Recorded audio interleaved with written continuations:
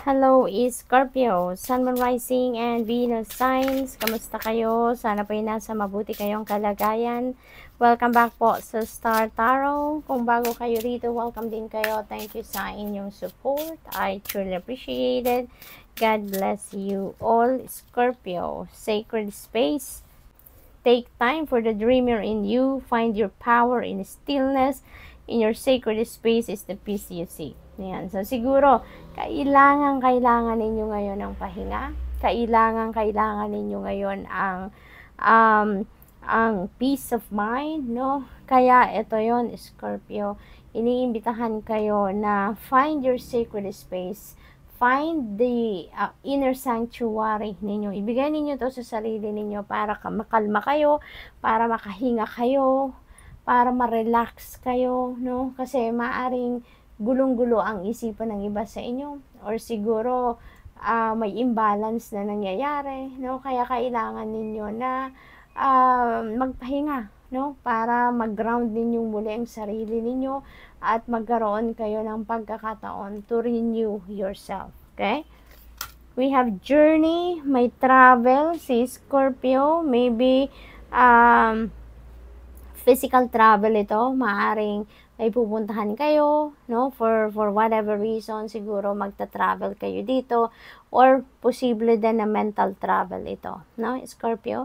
Maybe marami talaga kayong iniisip, marami kayong pinagpaplanuhan, marami kayong pinagdidiskartehan, something like that, no? So, sabi dito, focus on how far you have come, not how far you have to go.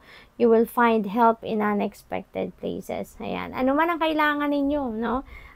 Rest assured that help will be available to you. Ano man ang support na kailangan ninyo sa ngayon, support will come in anyway, no?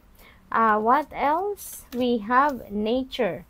Sometimes all you need is to go outside, breathe the fresh air to remember who you are and where you want to be. Siguro talaga, no, kailangan ninyo ngayon ang magkaroon kayong muli ng time to reconnect with yourself, to reconnect with your higher self, no? Scorpio. Kasi siguro napakatindi ng imbalance na nangyayari sa buhay ninyo. Maybe you don't even have time to relax, you don't even have time to self-care, 'di ba? Kaya ngayon din iniimbitahan kayo na mag-spend time kayo outdoors with nature kasi nature spirits are very powerful. Very powerful ang kanilang healing energy na nilalabas, no? It's very therapeutic, no, to spend time with nature. Very therapeutic, very relaxing, very rejuvenating. Kaya Scorpio, maaaring ito yung kailangan ninyo sa ngayon para maibalik ninyo sa sentro ang sarili ninyo. Para makalma kayo, para magkaroon kayo ng katiwasayan, ano, ng peace, kumbaga, sa sarili ninyo, okay? If it's safe naman for you to access nature, go for it. Kung meron kayong pagkakataon, 'di ba, mag-walking man lang, 'di ba, mag-jogging, you know, kung fit naman kayo to do so, then go for it, 'di ba? Kung ano yung posible ninyong gawin na magiging safe kayo, then go for it. Otherwise, then just leave it, no, for someone else. Adversity, see the gifts and challenge.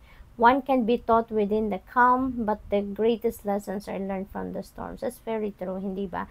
Kaya nga, it is better for us to use those adversities and opportunity, no, para tayo ay matuto, para tayo ay matutong maging resilient, maging matatag, 'di ba? Marami din wisdom ang iniiwan sa atin ng mga challenges sa buhay. Maraming lessons din ang iniiwan sa atin ng mga problema or challenging situations sa buhay natin. And we learn a lot from it, no? At yan ay nagagamit natin sa future journey natin, sa mga sitwasyon natin sa buhay na mas mabibigat pa, 'di ba? So what else? We have death. I am learning that endings are merely beginnings. It's very true. Kapag merong ending, merong beginning. Pag merong nagsasara, merong magbubukas. Ganun yun, diba? That's the cycle of life. Kaya yung death na to, this is a beautiful energy. Kasi this is massive transformation. Meron ditong sitwasyon sa buhay ninyo na magkakaroon ng malaking pagbabago. Kasi, ano ito tatapusin nyo na or you're cutting the cords with this situation kasi alam ninyo na there's nothing there anymore for you. Maybe, ito rin yung pinag-iisipan ninyong matagal na gusto ninyong mag-create ng pagbabago sa ibang parte ng buhay ninyo, and maybe yun ang iniisip ninyo, how you're going to make it happen, how are you going to bring it to your reality, diba? Kaya siguro, marami ding gumugulo sa isip ninyo because change is not easy. Although change is always beautiful, but it is not easy sometimes. It is messy, 'di ba? Pero yung mga pagbabagong yan is always beautiful kasi that is giving us an opportunity to reshape our life, 'di ba? Kaya kung ano man ito na tatapusin nyo na chapter sa buhay ninyo, you are heading towards a positive change. Kasi parang, ang nararamdaman ko dito, parang you've been longing for this change. You've been longing for this pagbabago, no? Transformation sa buhay ninyo. So, siguro talaga, bagot na kayo dito. Siguro, pagod na kayo dito sa sitwasyon na to. And talagang gusto nyo nang baguhin ang inyong sitwasyon. We have judgment. Ayan. I understand that everyone has their own unique path and challenges, which is really good na naiintindihan ninyo na hindi lahat, no, ng sitwasyon ng mga tao ay dapat pare-parehas. Kasi we are all unique in a way. Iba-iba tayo ng path na pinagdadaanan, iba-iba tayo ng timing, iba-iba tayo ng challenges. So, hindi rin natin pwedeng ikumpara talaga, no, ang sarili natin versus other people. Kasi nga, we are all unique. We have discipline. I can accomplish what I set my mind to do. So, this is really good. Kasi, kung ano yung iniisip niyo, ano yung ini-envision niyo, no, sa sarili niyo, meron kayong disiplina talaga at ginagawa ninyo ito ng paraan na kung ano man yung ini-envision niyo, gagawa kayo ng way para madala ninyo yan, no, sa inyong realidad. Gagawa kayo ng way para yan ay mangyari, mag-manifest, no, as much as possible.